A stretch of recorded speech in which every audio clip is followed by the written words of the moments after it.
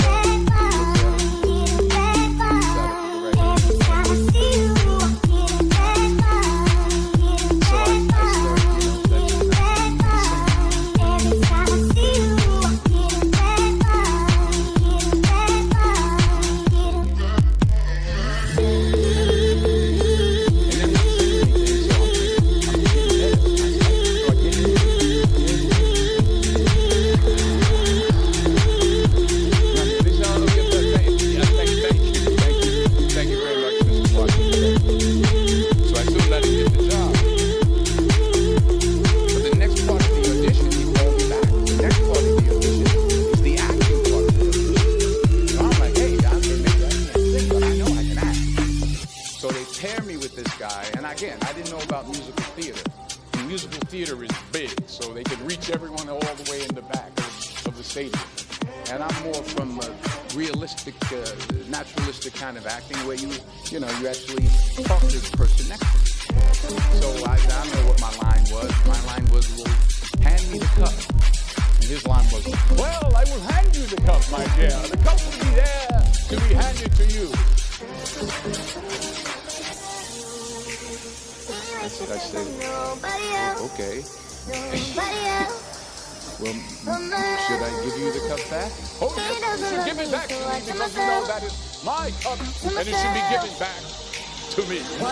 Don't pick up the phone, you know he's only calling because he's drunk and I didn't get the job. Don't let him in, you have to kick him out again. 3, but here's don't the be his friend, you know you're gonna wake up in his bed in the morning and turn to him, you ain't getting over him. I got no rules, I walked out of there to prepare for the next audition and the next audition and the next audition. I prayed. I prayed. And I prayed. But I didn't fail. But it didn't matter because you know what? There's an old saying. You hang around the barbershop long enough, sooner or later you're going to get married. So you will catch a break. And I did catch a break. Last year, we did a play called Fences on Broadway. Don't pick up the phone, you know he's only calling because he's drunk and alone. 2, don't let him in, you have to kick him out again. 3, don't be his friend, you know you're gonna wake up in his bed in the morning and you're under him, you ain't getting over him. That I failed at first audition 30 years prior.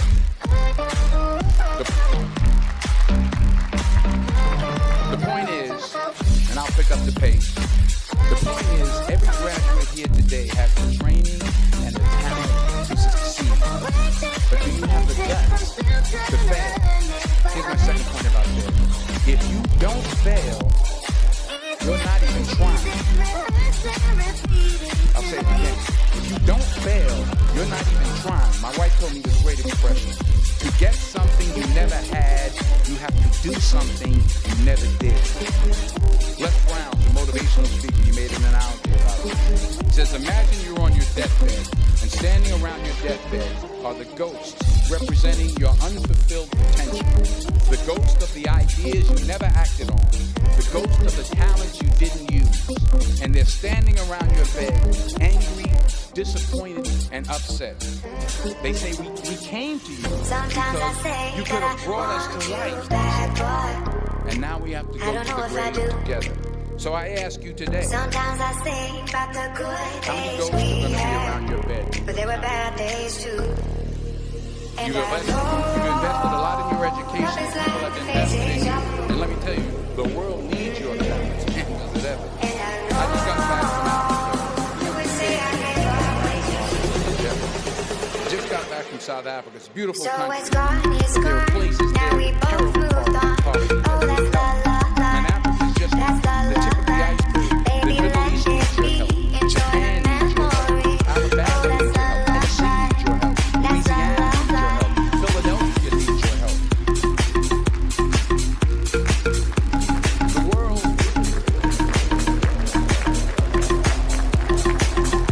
The world needs a lot, and we need it from you. We really do. We need it from you young people. I mean, I'm not speaking for the rest of us up here, but I know I'm getting a little grayer. Sometimes I say that we need it from you, young people. Because remember this. So you got to get out there. You got to give it everything you got. Whether it's your time, your talent, but there were bad days your prayers, or your treasure. Because remember this. You will never see a U-Haul behind a hearse.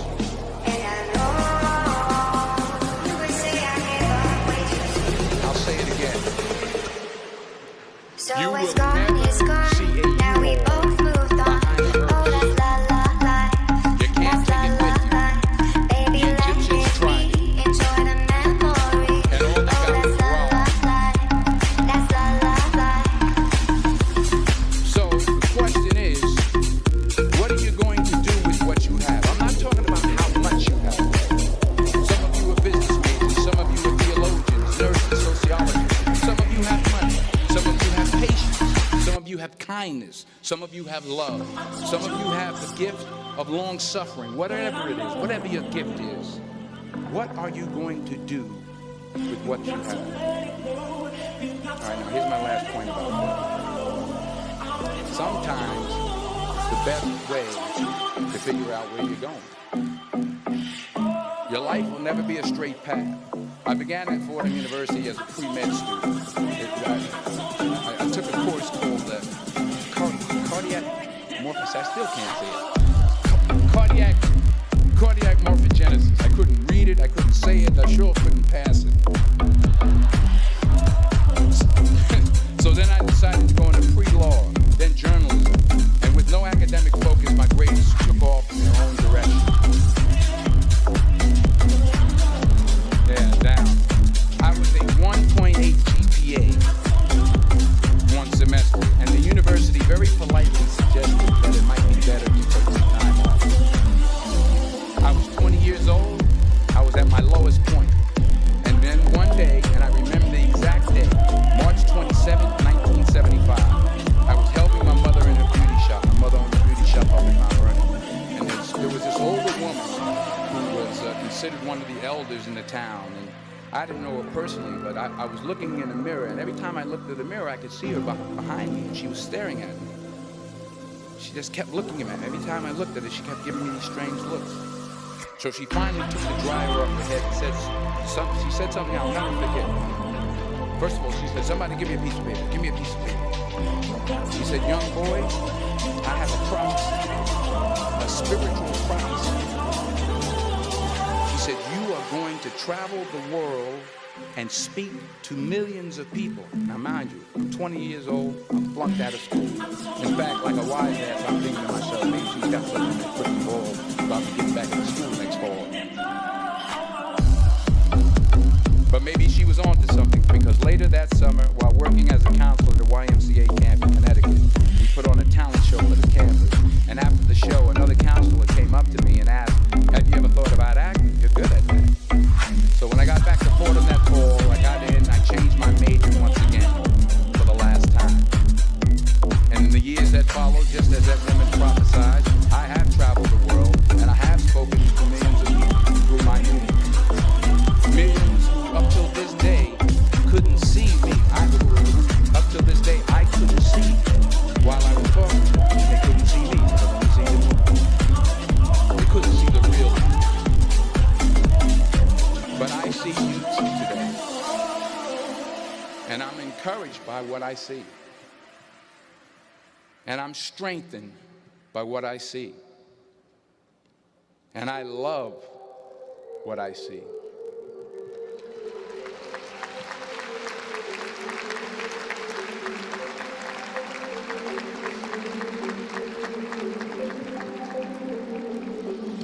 One more page. Now shut up.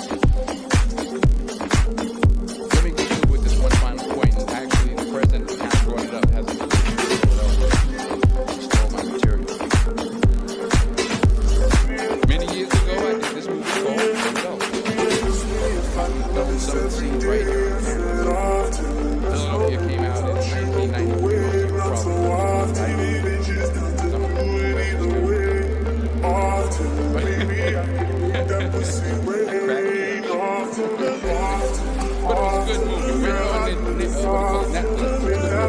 I get 23 cents.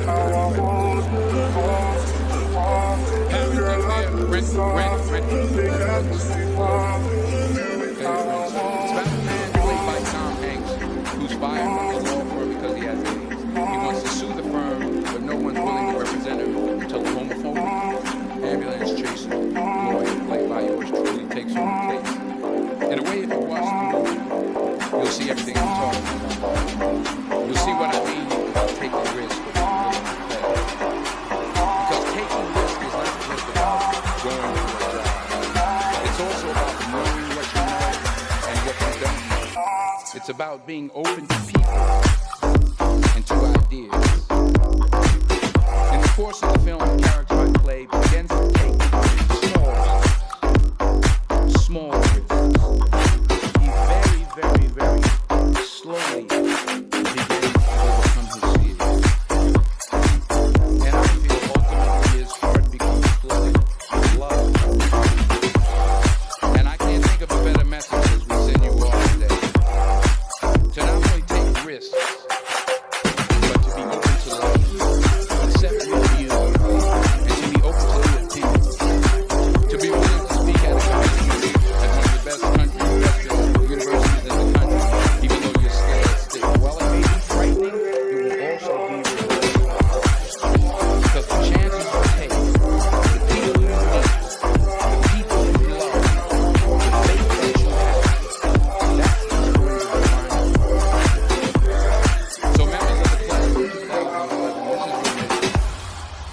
When you leave the friendly confines of Philly, never be discouraged. Never hold back. Give everything you got. And when you fall throughout life, and maybe even tonight after a few of these glasses of champagne, remember this. Congratulations. I love you. I bless you. I respect you.